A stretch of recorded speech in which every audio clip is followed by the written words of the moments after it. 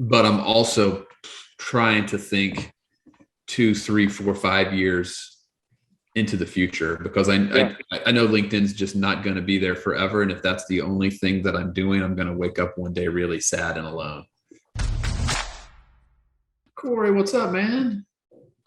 Oh, that's better. You got to turn your camera on. Yeah, I'm in. Yo. Nice. Long time no see. Yeah. I'm excited to do this. Yeah, man.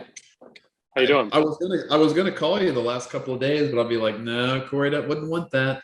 Corey wouldn't want that. He'll want to keep it fresh. Oh yeah, don't step on the conversation. It's rule number one. So how are things? Life's good, man. Life's good. He's got a lot going on. I'm proud of him. He's doing a lot of things. He told me about your custom box idea. I was like, oh, that's so cool.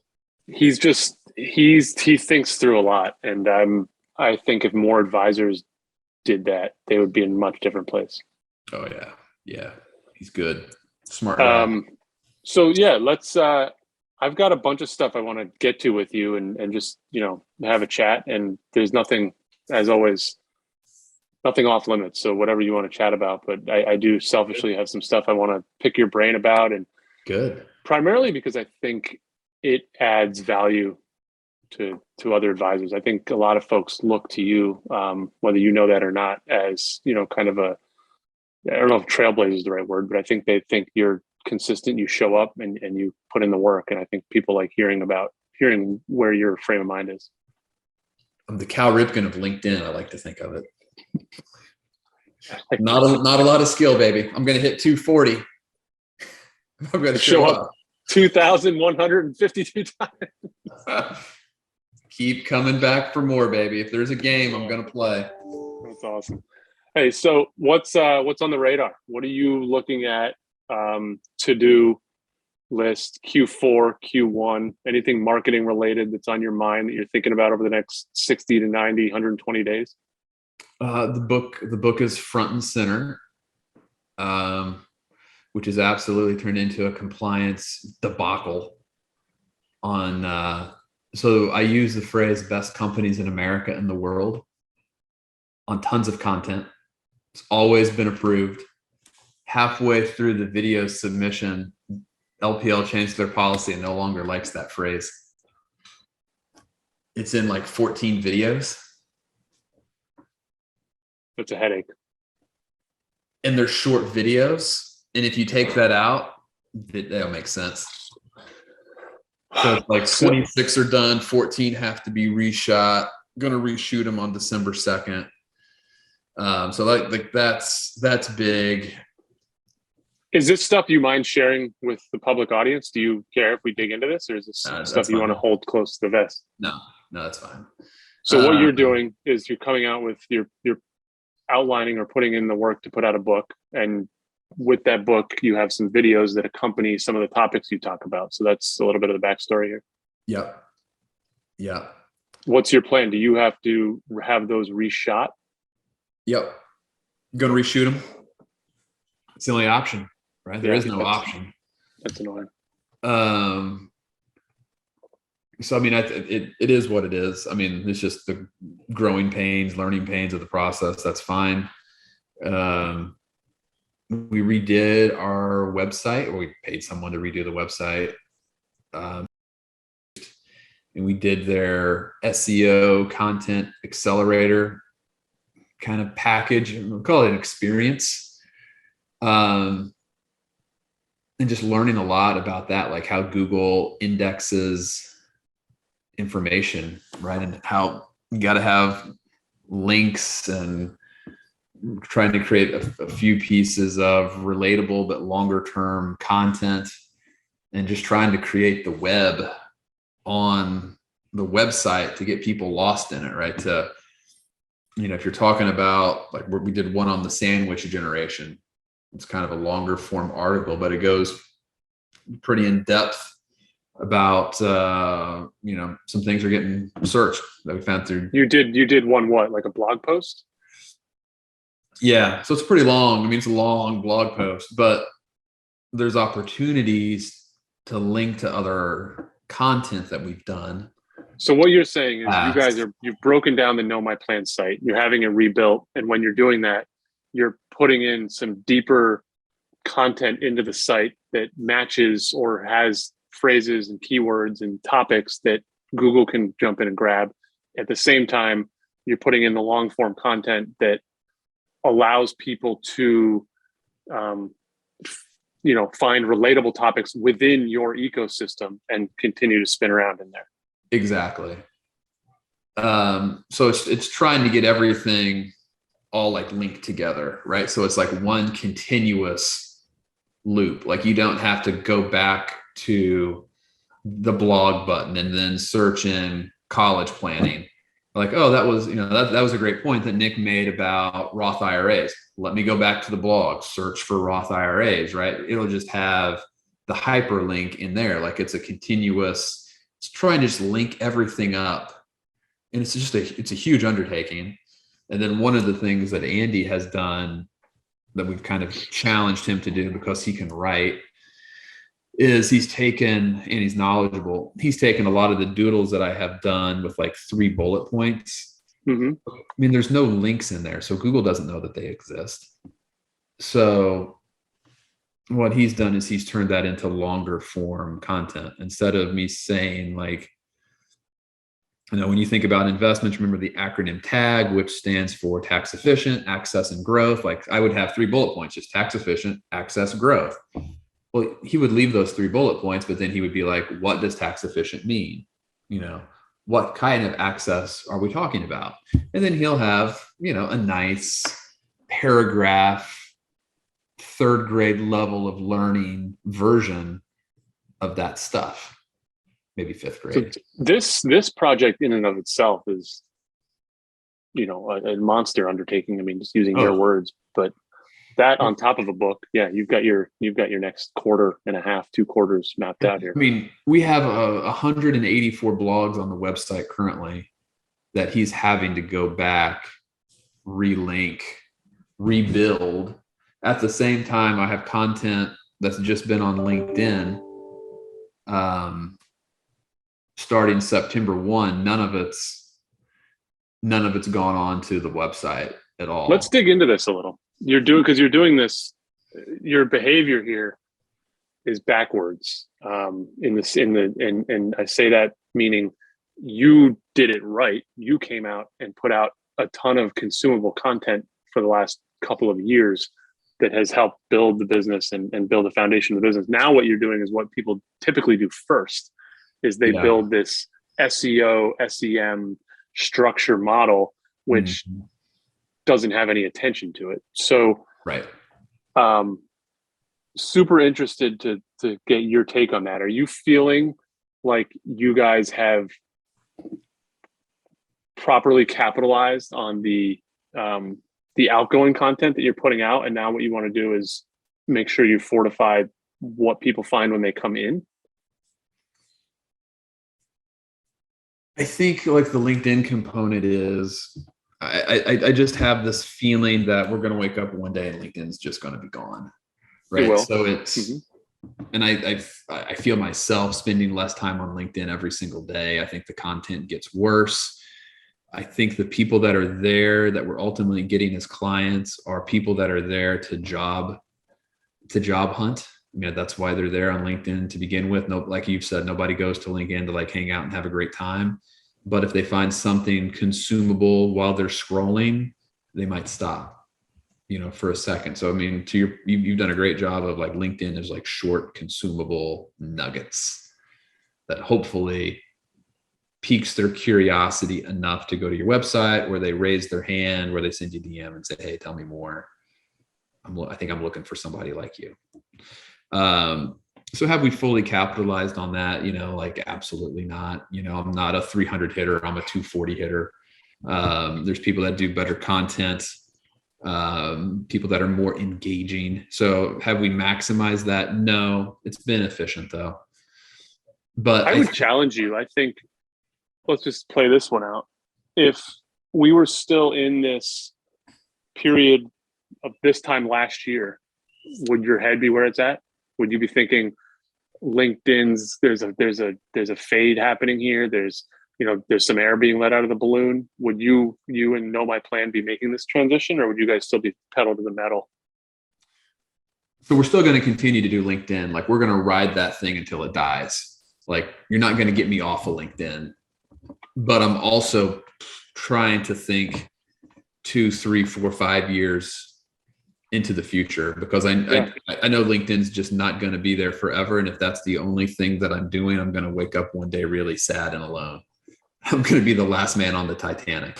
But so that's why we're building the other stuff that hopefully lives on beyond the LinkedIn. That's maybe a little bit more detail, maybe giving away a little bit more of the cookies for people that do want to learn more behind for someone who wants a little bit more meat and potato than just a quick 10-second take.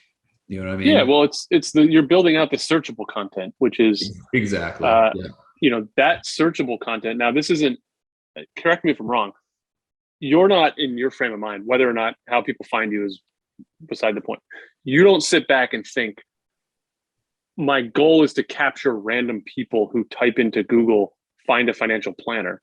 Is your goal more so to find people who happen to know a little bit about you and want to do more research? I think that's the hope, right? I hope that they have seen me, heard about me through some other medium, and this is a validator. I still think that is like the 80-20 rule. My guess is that's still how 80% will find me. But I also hope that there's a way to build something that, if done correctly, internally, we've been talking a lot about the sandwich generation, and that's just probably a really bad terminology to think about a lot of people that are our age that are raising children, but they also have parents who are starting to get older. And then us, we're kind of in the middle of these two different generations that each have different planning requirements wrapped around them. They're both taking up some of our mental space. Mm-hmm. And so we've done a lot of work around kind of the mental thought process around the sandwich generation, all the problems that they're facing. So I'm hoping that as the term becomes more and more mainstream, because for surprisingly, a lot of people are searching on Google financial planning for sandwich generation or some variation of that. I'm hoping that there's some people out there come to find me through a really good article that makes them think differently about what we're saying versus what everybody else is saying. Yeah. And this is why, and this is not a free consultation for Know My Plan, but this is why I want to push you guys specifically, and everyone watching and listening, advisors, wholesalers, investment managers. This is why YouTube's so important, because if you can capture that keyword, that key phrase in the title of that YouTube video, it's game over if you've addressed the pain in the video. So, right, we're the same age. I'm 2 months older than you. Yeah. So I'm going to type in something that's very familiar to what you and your wife, Jess, and you guys raising your kids are dealing with into Google. And if your video pops up, you win. That's it. That's it. Yeah. Yep. And it's, there's things you got to do to play the game, right? You're not just going to miraculously show up. I mean, one of my homework assignments is, when I wanted to, educate myself further on the sandwich generation, is I went and I read the top 5 articles that show up when you make that search term, and I did a SWOT. Keep going. I'm interested in where you go with this. And I did a SWOT analysis on it, right? And I'm thinking, all right, what I really focused on, all right, what are these articles missing? Because clearly Kiplinger and Fidelity and Charles Schwab and Merrill Lynch are not putting out an article if no one is searching for it. So what I did is I did a SWOT analysis on it, and I'm thinking, all right, these are the things that I think that they're all getting right. I don't need to hammer on this because people are already hearing this. But I think there's some weaknesses in what they're saying. I think there's some opportunities to address things that they're not bringing up. Because if I have nothing new to add to the conversation, I'm not going to really talk about it. But I think there's some things that are missing at a high level and things that we can do to help educate the masses that these articles just aren't hitting on. So I kind of use that as a starting point, just thinking big level. If I want to consume content, I want to consume the best possible content. So I have to have a framework to begin with of what I want to talk about.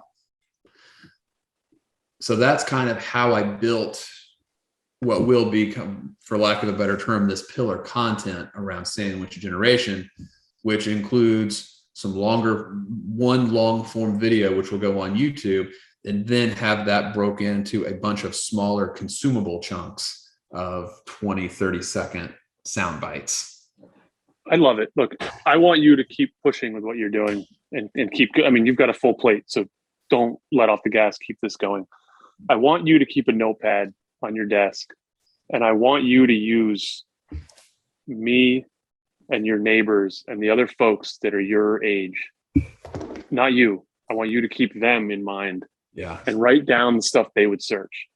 Do I have enough money at 40? ? That's literally what someone like me would, right? So this is not about difference between Roth and traditional. This isn't about getting into the weeds on taxes and all that shit. I want you to think of, like, when you're sitting there, you guys are out apple picking or something, like that's what this guy's thinking right now. Like, do we have enough? And that's your title to the YouTube video. Yeah. And I don't care if Kiplinger or whatever Insights magazine have done it to ad nauseum. It doesn't matter. You do the same thing because you're going to talk about it a little bit differently. And that's the point. And if you have a library of 25 of those, it's game over. We're having a conversation where you're like, yeah, we have a marketing team. Yeah. Well, as we've talked about a little bit in the past, like when I create content, think about my avatar, I try to use the exact phrases that they say. Like, I don't want to change it. Like, the one thing that we continually hear, like more than once a day, I don't want to be a burden to my children. Like, that phrase comes up all the time. Fair, so, but you're not typing that into Google. There are people that are. Yeah, I mean, there are people that are it would be like, if you're going to have to kind of like finagle it. But people aren't just typing in long-term care. No, they're definitely not typing that in. They're typing in how not to be a burden to my children is like a very high, like at periods of time, really high Google search, which I never would have dreamed of because people use the word burden. I just want you to come up with, at least in North Carolina, the word burden gets used a lot. So if I'm creating content, I don't want to be like everything you need to know about long-term care. No, agreed. My article would be like, how not to be a burden to your family, creating a plan to not be a burden, whatever. You're going to hate me because I'm going to keep pushing you on this. And it's not articles, it's videos.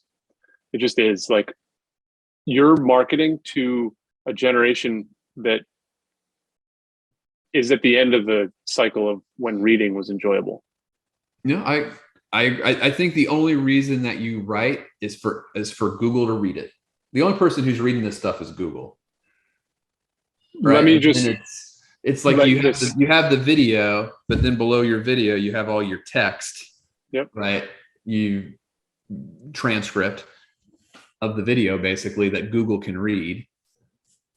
The biggest home run for you is a YouTube clip of you talking about a topic for 120 to 300 seconds. There's the title in the thumbnail, then the title under the actual title is different. Mm-hmm. And then you put the text in. Yep. Google owns YouTube. YouTube's the second biggest searchable website in the planet. They got a pretty tight connection. And let me blow everyone's mind here. If you don't know this already, these programs actually can read the images. So when your image, it's text on an image, you can't highlight it with your mouse. They read that. They know what that says.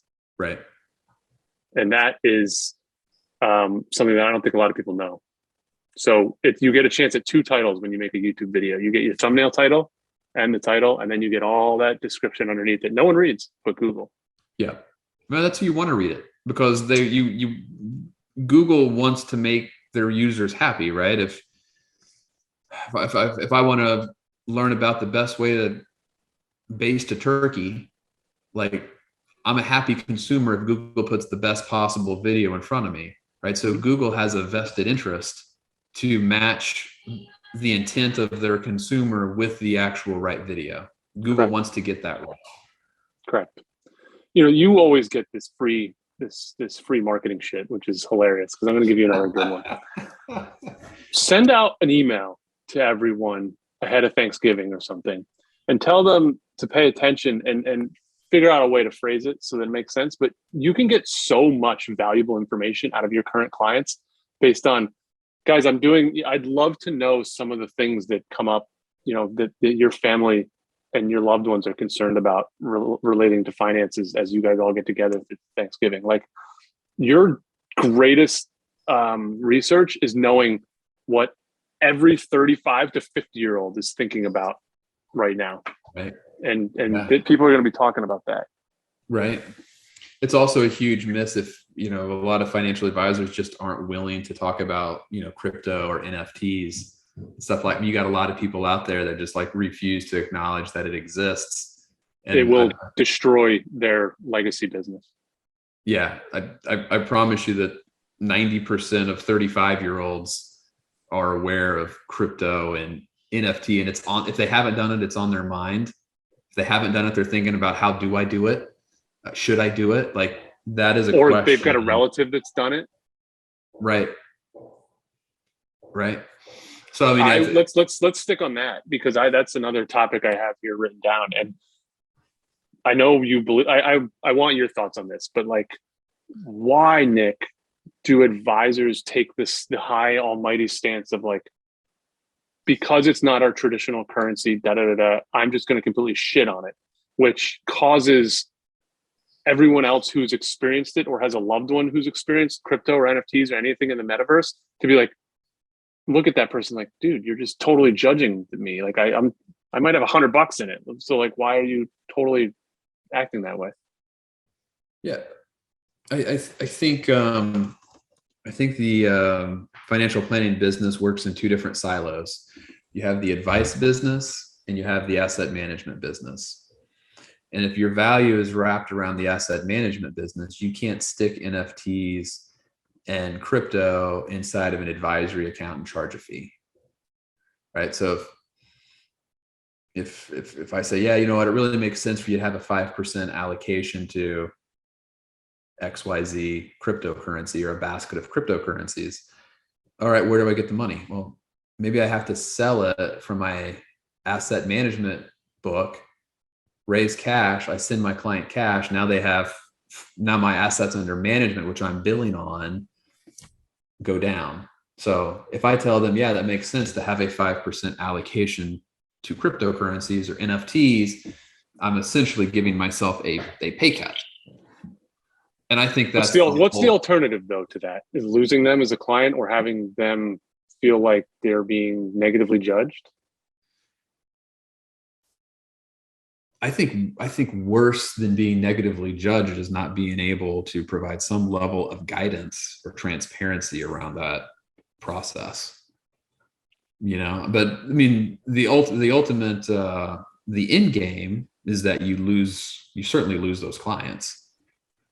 I have no problem. I have no way to do it in an advisory relationship to say, yeah, you should have X amount in crypto or NFTs, but I have no problem saying like, hey, yeah, that sounds really cool. Like, everything in moderation is great. There's no reason why you can't have NFTs. Wouldn't that make more sense? That just seems like it makes so much more sense. Like, if my advisor doesn't like sports cards, I don't care. But if they come at me and like, you really shouldn't have $2,000 wrapped up on that wall. Right. Well, who are you to tell? Like, I like it.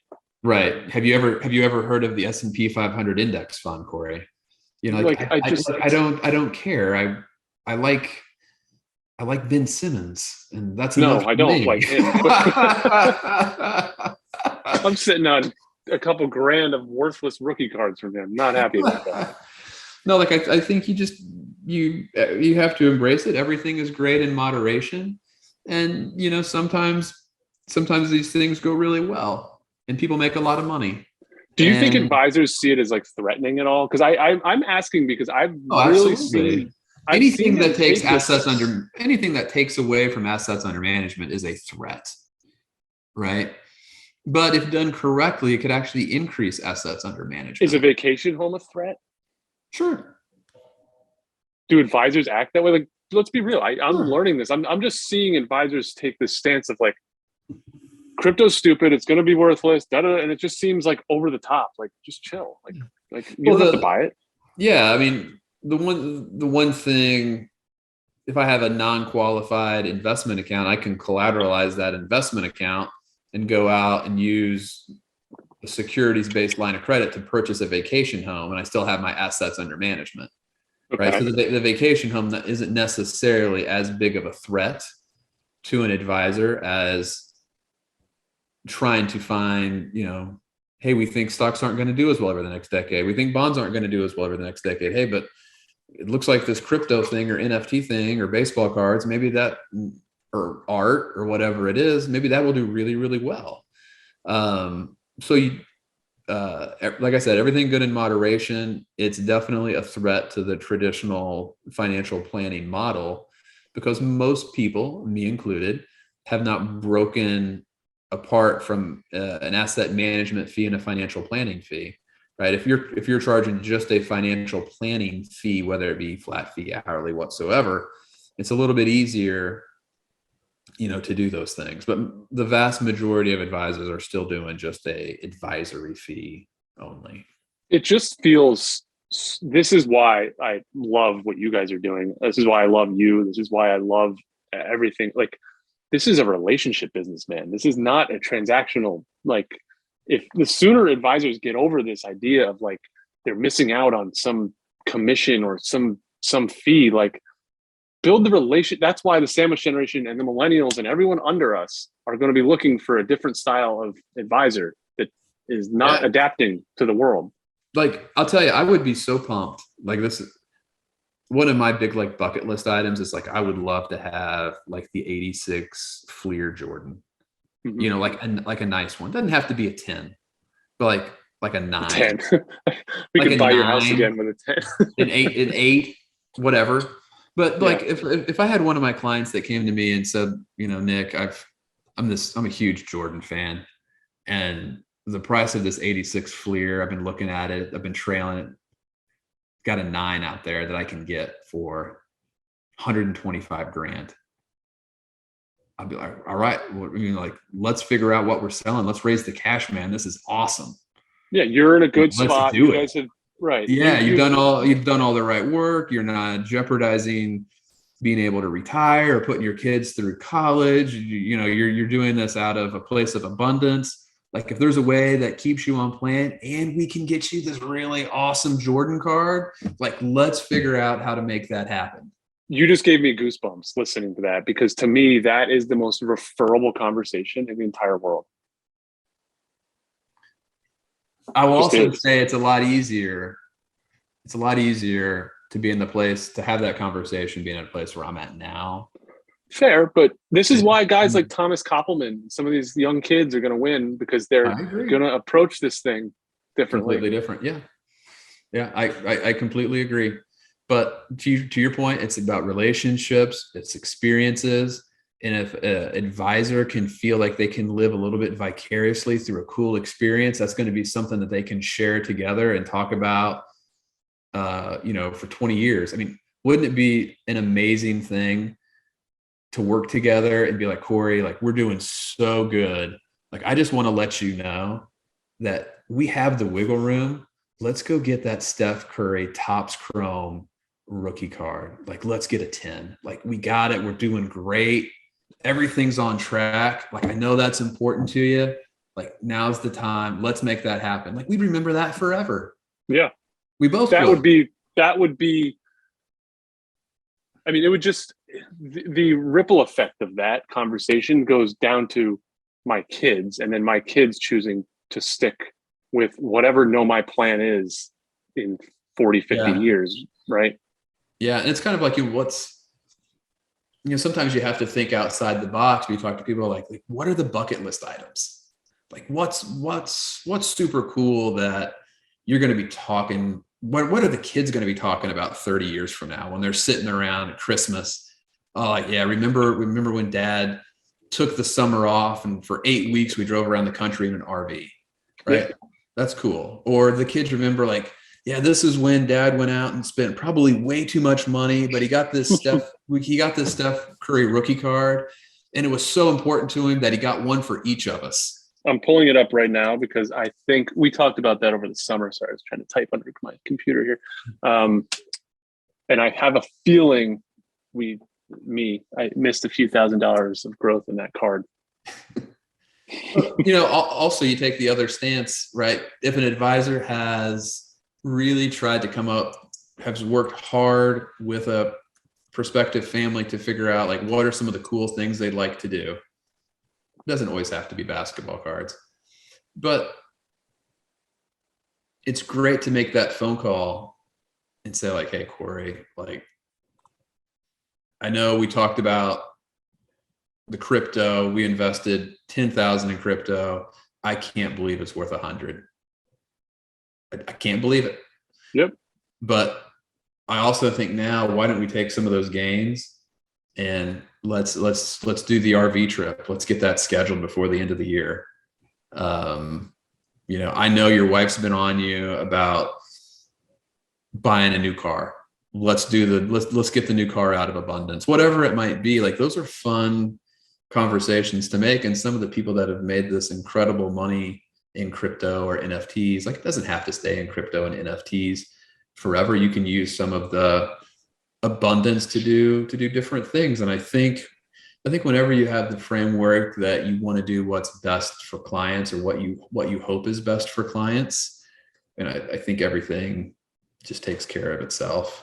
I agree. I think what happens is advisors who I've seen be overly aggressive against maybe the metaverse crypto stuff would say, well, that's my behavior. I'm so loud against it because I don't believe that it is best for clients. And I think it just doesn't feel like they're treating it fairly compared to other things. Like what if I was into classic cars and I had a 57 Mustang in the garage that was 200 grand? Like that's also a collectible that you could argue, like that might not be the best use of my money, having a piece of steel in the garage that just sits there. Right. And artwork has had incredible returns. I mean, I think some of it is just education, right? Whenever you're not educated on a subject, I think that's the case of a lot of these asset classes that we're talking about. It's hard to help people invest in them if you're not educated in them yourself. Yeah. I think the thing is though, like, I don't know. It's just, I don't think you have to, as an advisor, know the crypto space. I just think you have to be willing to not demonize it to people that may enjoy it. And I think that's the point. And I think as an advisor, the only thing that I warn people about would be the gambling type of behavior, right? Like, are we looking at, I guess the first question would be, are we looking at this as an investment? Are we looking at this as just speculation? Yeah. I mean, it's either way, it's volatile as hell. Yeah. Either way is fine.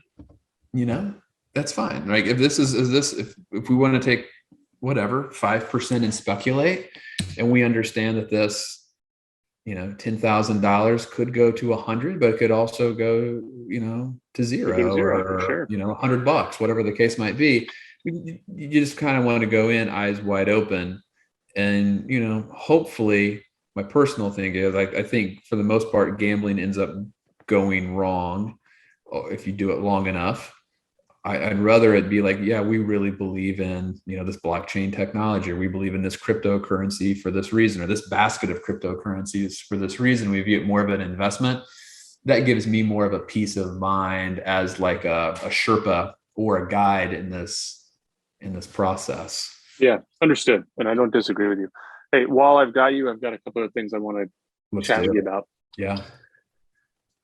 Talk to me about what are your thoughts on the bag it behavior? And that is the tried it, didn't work, bagged it, we're on to something else. Because I find that behavior as it relates to marketing in the financial world that folks in our industry, FAs, wholesalers, investment managers, everyone expects there to be some sort of silver bullet, some sort of miraculous return, a magic pill, a diet pill, right? But I find that tremendously ironic considering the advice that the entire industry is always giving to the clients at the end, which is patience. This is in your best interest long term. Like, so talk to me about that. I think everybody wants, we live in the age of instant gratification. You know, long term is 18 minutes. You know, I think there was a survey done that said the average human can only consume 18 minutes of television. Let's say that's like the most that they can mentally consume, and it's probably shorter than that today, and that's probably why YouTube exists and the rise of YouTube. But you're right. It's complete hypocrisy that we tell people be patient, be patient, be patient. But yet when it comes to our own business, when it comes to our own marketing, we want and expect instantaneous results. I mean, nothing good, no foundation is built on instantaneous results. Like, there are ways to lose weight really quick. It doesn't mean that it's healthy or it's sustainable. Also, if you try to do too much too fast, look at the guy who's never lifted before and wants to go try to bench press 315 pounds. Something bad is going to happen. So you gotta, I think the number one lesson I would tell anybody is you have to start. You just have to start. There's always a reason not to start, and don't expect it to work right away. You want to try to learn from everything that you're doing, right? It doesn't mean that you don't make changes and that you don't pivot, but you have to stay with something long enough to get any sort of meaningful data feedback. What are advisors missing the most at the moment? Just consistency. The algo's against you if you're not consistent, bottom line. People will never find you in the thread if you don't post enough. Yeah. Like, you have to get out there. I mean, there's not that many people who are actively thinking, man, I hope I have a run-in with a financial planner today. Like, can I get it at Chipotle? Can I get it in the mall? I mean, man, I hope I get one on social media. Like, I just hope I get one. And there's thousands of us on social media every day throwing our line into the water, hoping we hook the executive who happens to be there. There are people out there who are open-minded to learning new things and considering working with a financial planner. I know it because I've experienced it, but you have to continually throw the line in the water, and you hope you get them at that moment and somebody raises their hand and says, hey, Nick, this sounds interesting. Can you tell me more? But you got to keep doing it. You got to keep doing it. How often do you get the message? How often do you get the message that's, around, hey, I've been loving the stuff that you've been sharing, or I love the value you're bringing. All these topics make sense. Do you have time to catch up? And it's not even specific. It's just that you've dripped on them enough that they've finally made the decision that they want to have a chat. Yeah. And my thought process is all along is that at some point people are going to kind of raise their hand and say, like, based on where I'm at now, I really need someone to help me. Yeah. You just don't know when it's going to be. You want to be one of the first three names they think of. Yep. And I think it happens, once to twice a week. I mean, this is a slow process. I'm probably close to 2 years in at this point of doing it. And I don't have 5 or 6 people a day. I have, 1 or 2 a week. And sometimes they're super, super qualified and they're great. Other times they're people that I can't help based upon what their needs are. And sometimes it's people that just need a quick course correction as a one-off, and I can give them a little bit of guide, and they're incredibly thankful. I had a wonderful nurse that we worked with, and she just needed a little bit of help. Literally, it was 45 minutes of my time hearing about her situation. Spent 45 minutes with her. She wrote me a nice thank you email, like 3 paragraphs, incredibly thankful. Nobody's ever spent the time with her. It's cool. I helped somebody. Mm-hmm. She's not going to be a client, but she might tell somebody who will be a client. She She was will. so incredibly thankful for our time that we spent together. She's like, how much do I owe you? Can I send you a check? I'm like, no, it's all good. Don't worry about it.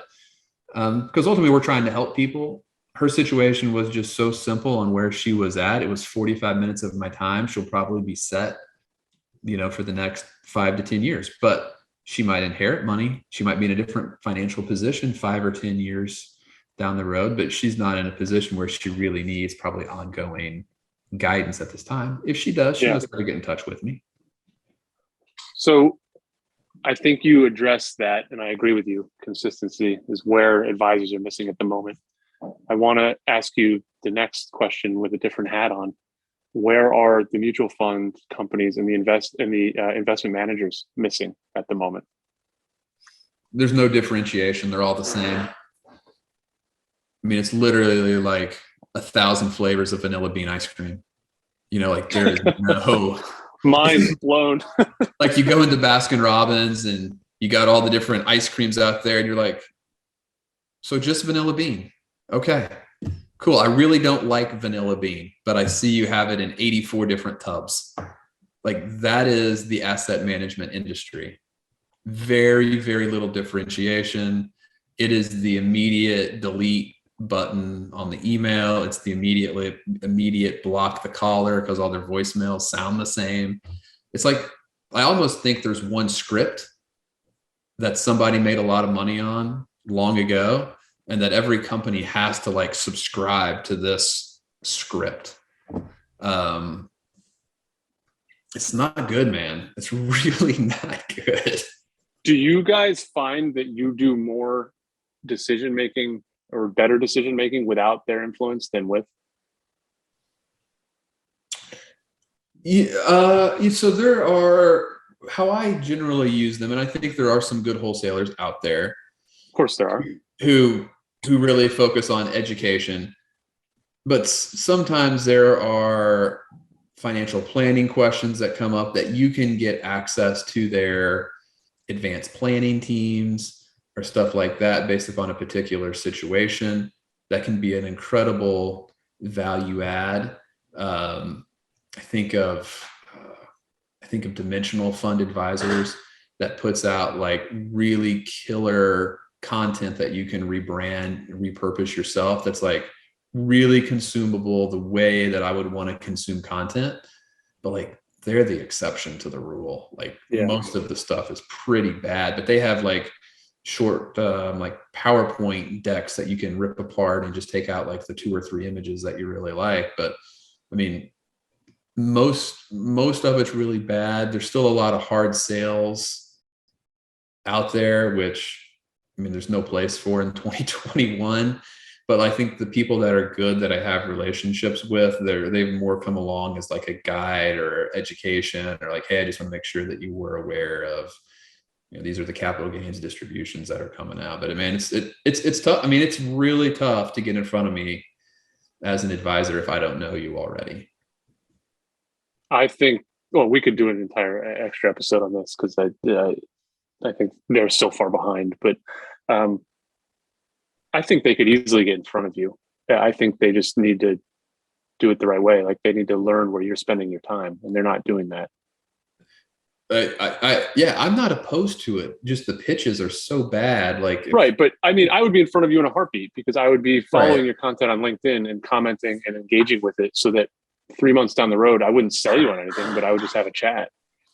I met, then you're exactly right. One wholesaler who I'd never met before had sent me a message on LinkedIn, told me he really enjoyed the content. He followed up with a card that he mailed to me, and he included an article about, it was not a card like some people I know. It was like the old school, like handwritten card, like, hey, really, really like what you're doing. And then he attached a newspaper article like about Roth conversions. Like, all right, cool.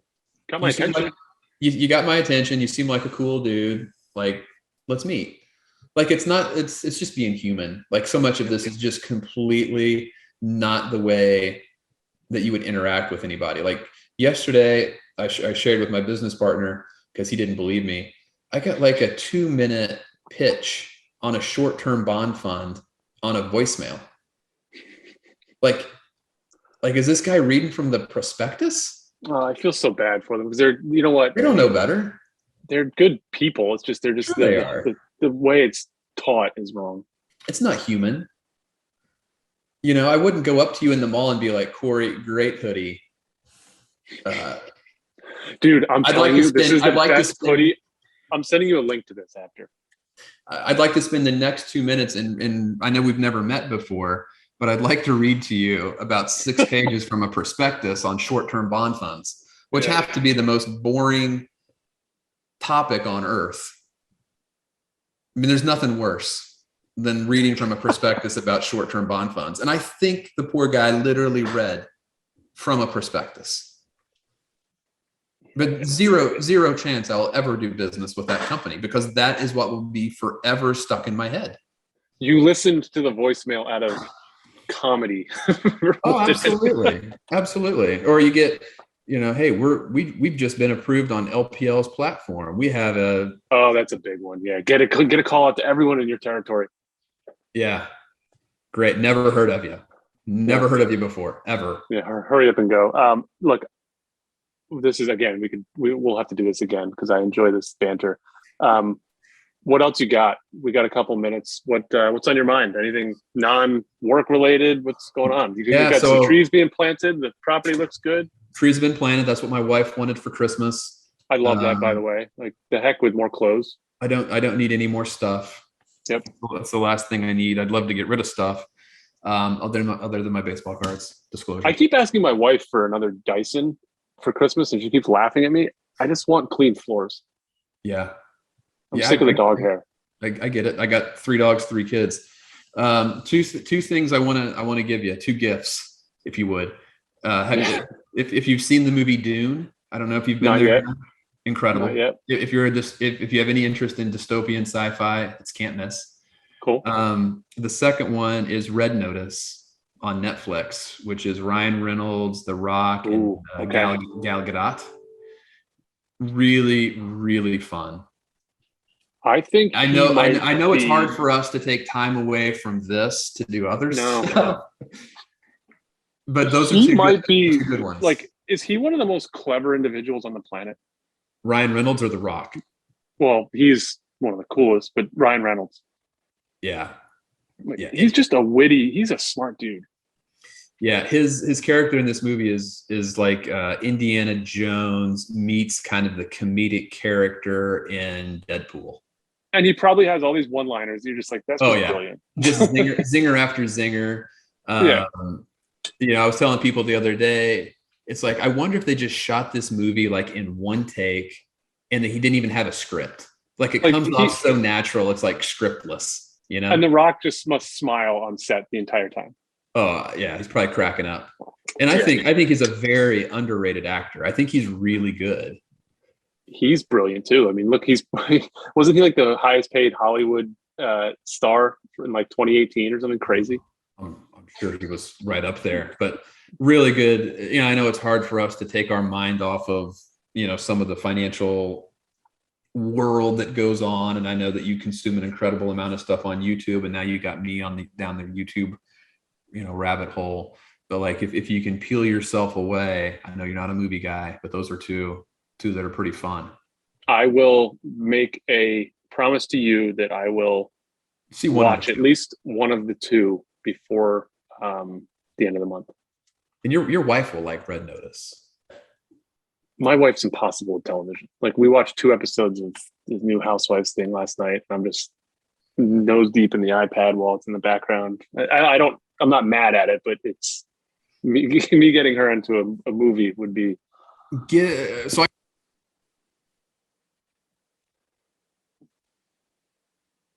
Hang on, I feel like I lost you there, buddy. Let's see if this helps.